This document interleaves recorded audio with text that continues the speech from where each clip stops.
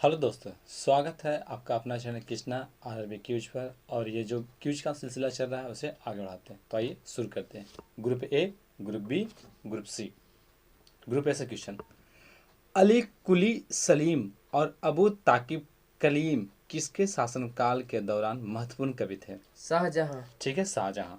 देखिए, अगर हम और कवि की बात करें जैसे बीरबल, तानसेन आपके अकबर के समय, अब पतंजलि पुष्यमित पुष्यमित सुंग के समय, आपका ये हरिसेन समुद्रगुप्त के समय, तेनालीराम कृष्णदेवराय के समय, कालिदास चंद्रगुप्त द्वितीय के समय और अश्वघोष कनिष्क के समय थे। आगे बताना है कि स्थिति ऊर्जा बराबर क्या फार्मूला होता है? MGH। ठीक है, स्थिति ऊर्जा बराबर फार्मूला जो होता है mgh होता है।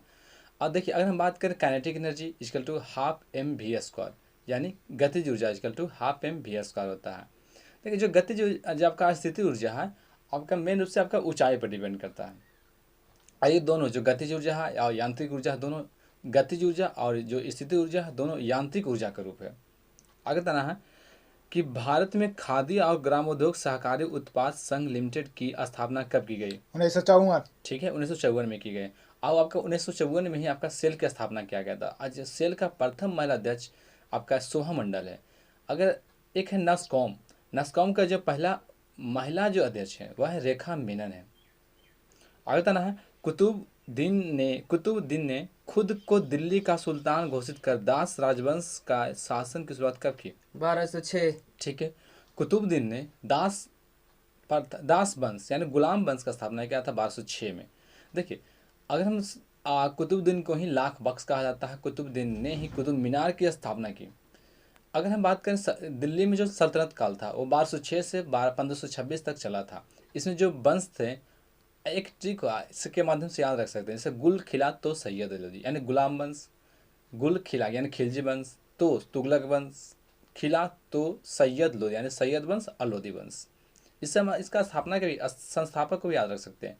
जैसे गुलाम वंश तो कुतुबुद्दीन ऐबक, तुगलक वंश गयासुद्दीन तुगलक, खिलजी वंश जलालुद्दीन खिलजी, आपका सैयद वंश खिजर खां और लोधी वंश बहलोल लोधी।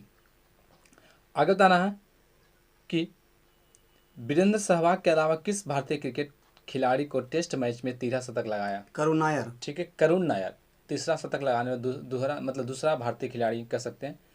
और देखिए, हम बात करें कि अगर टेस्ट में सबसे ज़्यादा रन है तो ब्रेन लारा का है जो कि 400 समथिंग है, यानी कह सकते हैं चौरा शतक है।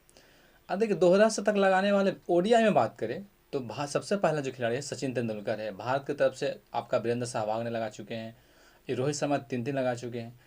और अगर हम बात करें महिला का जो लगाई है, प्रथम महिला की बात करें तो बेलिंडा है, और जो लगाई है टेस्ट में ओडीआई में। और लेकिन टेस्ट में बात करें जो पहला प्रथम महिला मिताली राज लगाई है, जो भारतीय है, भारतीय महिला मिताली राज लगाई है। आगे बात करते हैं कि चौथे आवर्त और दूसरे समूह में मौजूद तत्व कौन सा है? चौथे आवर्त और दूसरे आवर्त में दूसरे आवर्त ना चौथे आवर्त दूसरे समूह में कैल्शियम। ठीक है, कैल्शियम। देखिए कैसे याद रखिएगा। देखिए, अगर हम बात करें पहला आवर्त में 2, दूसरा में 8, तीसरा में 8, चौथा में 18, पाँचवा में 18, छठा में 32 और सतमा तो अधूरा है। ऐसे उसका क्षमता पूछे तो 32 है। इसमें देखिए सबसे छोटा है पहला, उससे अगर बात करें सबसे छोटा पहला, छोटा छोटा फिर सबसे बड़ा की बात करें तो छठा। देखिए इसमें याद कैसे क्या बोलेंगे, 2 8 8 तो सबको ऐड कीजिए, 2 8 10 8 18 और फिर क्या बोल रहे हैं चौथा दूसरा समूह यानी 18 2 20, तो 20 में क्या आता है कैल्शियम। ऐसे हम निकाल सकते हैं। आगे बात करते हैं कि किसने दीन इलाही धर्म की स्थापना की? दीन इलाही। ठीक है, दीन इलाही धर्म की स्थापना अकबर ने किया था। देखिए, दीन इलाही धर्म का सबसे प्रधान पुरोहित माना जाता है अकबर को। दीन इलाही धर्म को मानने वाला एकमात्र हिंदू शासक आपका बीरबल है। दीन इलाही की शुरुआत हुआ था 1582 में। अकबर फतेहपुर सिकरी की मतलब शुरुआत स्थापना किया था, यानी बुलंद दरवाज़ा की बात करें तो आपका स्थापना किए थे 1571 में। देखिए, अकबर आपका मनसबदारी प्रथा की शुरुआत क्या अकबर ने किया था। एक और है, अकबर के समय में हिंदी का स्वर्ण काल कहा जाता है। चलिए आगे बढ़ते हैं। आगे बताना है कि आशीर्वाद योजना कहाँ शुरुआत की गई? उड़ीसा। ठीक है, आशीर्वाद योजना उड़ीसा, अम्मा गांव अम्मा विकास उड़ीसा, बिंदु सागर सफाई योजना उड़ीसा, एक गोप बंधु समृद्धिका योजना भी है आपका उड़ीसा में ही है। आगे बताना है कौन भारतीय नौसेना में शामिल होने वाले पहली महिला पायलट बन गई है? शिवांगी स्वरूप। शुभांगी स्वरूप, ठीक है। आगे बताना है कि ध्वनि तरंग का आवृत्ति मापने का इकाई क्या है? हर्ट्ज। हर्ट्ज, ठीक है। ध्वनि तरंग की अगर हम बात करें आवृत्ति मापने की जो इकाई है हर्ट्ज है। हर्ट्ज यानी इसे हम एक तरह से और कह सकते हैं कंपन प्रति सेकेंड।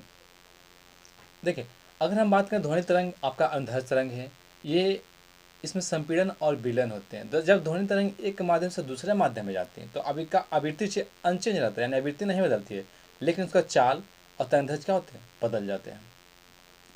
अगर ताना है कि अस्थिर या गतिज अवस्था में परिवर्तन का प्रतिरोध करने की एक वस्तु की प्रवृत्ति को क्या कहते हैं? ताप। गलत है। अस्थिर या गतिज अवस्था में परिवर्तन का प्रतिरोध करने की एक वस्तु की प्रवृत्ति को क्या कहते हैं? घर्षण। गलत है। जड़त्व। जड़त्व सही है।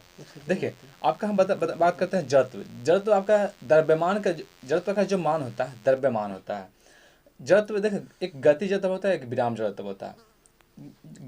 जड़त्व ही है जो न्यूटन के प्रथम गति के नियम को मतलब मिलता जुलता है, और जड़त्व का जो नियम दिया था गैलीलियो ने दिया था। आगे बात करते हैं कि अल्कोहल और एथिल कोहन के आणविक द्रव्यमान में कितने इकाइयों का अंतर होता है? 14, ठीक है। देखिए अल्कोहल CH3OH, एथिल कोहल C2H5OH। यानी देखिए अगर हम एक समान वर्ग की बात करें तो हमेशा CH2 का अंतर होता है, यानी C12 IH2 2 यानी 14, हमेशा 14 का अंतर होता है, ध्यान रखिएगा। एक समान वर्ग में, जैसे सारे अल्कोहल, सारे एल्डिहाइड, सारे अल्कीन ऐसे। अगर हम अल्कीन की बात करें तो CnH2n+2 होता है, अल्कीन CnH2n होता है, और अल्काइन CnH2n-2 होता है। आगे बताना कि किसी वस्तु को गोलाकार दर्पण के वक्रता केंद्र पर रखे जाने पर अवतल दर्पण द्वारा निर्मित इसके प्रतिबिंब की स्थिति क्या होती है? वक्ता केंद्र पर, ठीक है, वक्ता केंद्र पर ही बनता है। अगर देखें हम अवतल दर्पण की बात करें तो अगर हम वस्तु की बात करें, जैसे जैसे वस्तु को हम दर्पण के नज़दीक रहेंगे वैसे वैसे आपका जो इमेज है दर्पण से दूर जाती है। देखिए जैसे अगर हम बात करें, अगर हम अनंत पर है तो उसका इमेज कहाँ बनेगा? फोकस पर। अगर वस्तु अनंत और वक्रता केंद्र के बीच में है तो उसका जो इमेज बनेगा फोकस और वक्रता केंद्र के बीच बनता है। अगर वस्तु वक्रता केंद्र पर ही है तो वक्रता केंद्र पर ही बनेगा नीचे, और वस्तु अगर वक्रता केंद्र और फोकस के बीच में है तो जो उसका इमेज बनेगा वक्रता केंद्र और अनंत के बीच बनेगा। और अगर फोकस पर है तो उसका अनंत पर बनता है। लेकिन अगर वस्तु फोकस और ध्रुव के बीच में है तो वस्तु दर्पण के पीछे बनता है और बड़ा बनता है, आभासी बनता है, सीधा बनता है।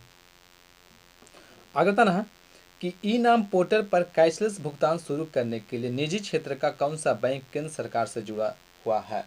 ICICI bank. ठीक है, ICICI बैंक। ठीक, देखिए अगर हम बात करें भारत का जो सबसे बड़ा निजी बैंक है आपका HDFC बैंक है। आगे बताना है कि घर्षण द्वारा किए गए कांच का क्षय नहीं होता बल्कि वह किस ऊर्जा के रूप में परिवर्तित हो जाता है? तापीय ऊर्जा। ठीक है, जैसे क्या होता है, देखिए मान लेते हैं घर्षण है, ऐसा रगड़े तो क्या देखिए हीट हो रहा है कि नहीं, तो क्या हो रहा है, जो घर्षण द्वारा हम कांच कर रहे हैं वो तापीय ऊर्जा में क्या हो रहा है, कन्वर्ट हो रहा है। एक चीज जो घर्षण द्वारा कार्य किया जाता है वो निगेटिव होता है, लेकिन घर्षण के द्वारा वैसा कार्य जिससे हमें फायदा हो वो पॉजिटिव होता है, जिससे मान सकारात्मक होता है। घर्षण का अगर हम फार्मूला की बात करें तो μ=F/r होता है। आगे बताना है कि तेलंगाना राज्य में लोकप्रियता से कौन सा नृत्य रूप में किया जाता है? पेरीना तांडव। पेरीना तांडव, ठीक है। देखिए अगर हम तेलंगाना के हम उत्सव की बात करते हैं, बाथुकम्मा हो गया, बोनालू हो गया, और देखिए और भी डांस की, जैसे मान लेते हैं कथक उत्तर भारत, कथकली केरल, पांडवानी उत्तराखंड, सत्रिया बिहू असम, डंडी नाच हो गया आपका आंध्र प्रदेश, डंडी नाच गुजरात, ठीक है, कुचिपुड़ी आंध्र प्रदेश, गरबा गुजरात, कालबेलिया राजस्थान, पांडवानी छत्तीसगढ़, ठीक है। अगला ना है किसी व्यक्ति द्वारा किसका घोल लेने से एसिडिटी ठीक हो जाती है? Baking soda. ठीक है, बेकिंग सोडा। देखिए बेकिंग सोडा क्षारीय होता है, इसका जो एंटासिड यानी जो एसिड को क्या करे, शून्य करे, तो एंटासिड के रूप में हम बेकिंग सोडा का इस्तेमाल करते हैं। फिर मैग्नीशियम हाइड्रोक्साइड जिसे हम एंटासिड भी कहते हैं के रूप में हम इस्तेमाल करते हैं। आगे बताना है किस को पानी में घोलने पर यह जिप्सम में परिवर्तित हो जाता है? Calcium hemisulphate. Calcium sulphate hemihydrate. Calcium sulphate hemihydrate, यानी अर्थात हम कह सकते हैं प्लास्टर ऑफ पेरिस। देखिए अगर हम प्लास्टर ऑफ पेरिस को जल में घोलें तो जिप्सम का निर्माण होता है। जिप्सम को 120 डिग्री सेल्सियस पर अगर हम हीट करें तो आपका प्लास्टर ऑफ पेरिस का निर्माण होता है। आगे बताना है कि आगे बताना है कि पोटेशियम के परमाणु संख्या 19 है और इसकी द्रव्यमान संख्या 39 है, तो इसके परमाणु में न्यूट्रॉनों की संख्या क्या है? 20।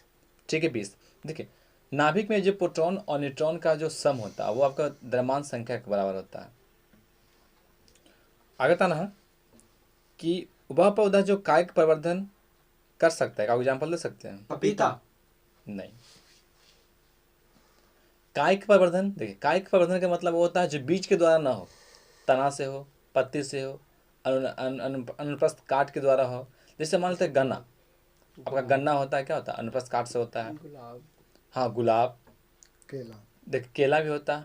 देखिए एक होता है कायिक प्रवर्धन जो इसमें होता है, और जैसे हम मनुष्य में बात करें तो क्या होता है? लैंगिक होता है। अमीबा पैरामीटर में बात करें तो क्या होता है? अलैंगिक होता है। आगे बताना है कि डांडी नामक सत्याग्रह किस वर्ष शुरू हुआ था? 1930। ठीक है, डांडी नामक जो यात्रा 1930 में महात्मा गांधी के द्वारा शुरू किया गया था। ये साबरमती से डांडी के लिए यात्रा किया गया था नमक विद्रोह के खिलाफ, नमक आंदोलन के खिलाफ। जो नमक का टैक्स बढ़ा दिया गया ब्रिटिश सरकार के द्वारा लगाया गया था, उसके खिलाफ में शुरू किया गया था। और यही वजह है कि आज तक नमक पर टैक्स नहीं लगता। और इसमें बात करें तो 385 किलोमीटर या फिर 241 मील यात्रा किए थे 78 अनुयायियों के साथ। आगे बताना है कि कैसे यौगिक का आपका बॉइलिंग यानी गलनांक का क्वथनांक उच्च होता है? पास। कार्बन। कार्बन तत्व है, लेकिन हम यौगिक पूछे या आयनिक यौगिक का जो गलनांक का क्वथनांक उच्च होते हैं, और सहसंयोजी यौगिक का निम्न होते हैं।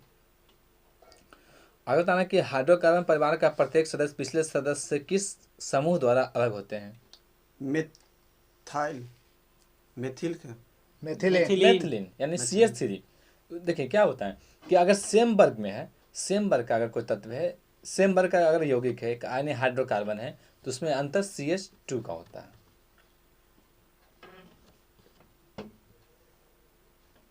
आगे बताना कि डॉबनायर ने उन समय ज्ञात तत्वों को केवल कितने तरीकों की पहचान कर सके थे? ठीक, डॉबनायर ने जो मतलब तत्वों का वर्गीकरण किया था, यानी डॉबनायर ने जो टिक दिया था वो 1829 में दिया था। इसने 3 ही मात्र टिक दिया था आपका कैल्शियम अस्टांशियम बेरियम पहला, क्लोरीन ब्रोमीन आयोडीन, और एक थे लिथियम सोडियम पोटेशियम। ये 3 ट्रिक थे। आगे बताना है कि शाकाहारियों को किसको पचाने के लिए लंबी छोटी आंत की आवश्यकता होती है? सेलुलोज। ठीक है, शाकाहारियों की जो पचाने के लिए यानी सेलुलोज को पचाने के लिए इसकी लंबी छोटी आंत होती है। देखिए अगर हम बात करें शाकाहारी से, जो हम लोग मांसाहारी जो भोजन करते हैं वो 10% ही मात्र उनसे ऊर्जा प्राप्त करते हैं। ऐसे ही लिंडमान का नियम कहते हैं।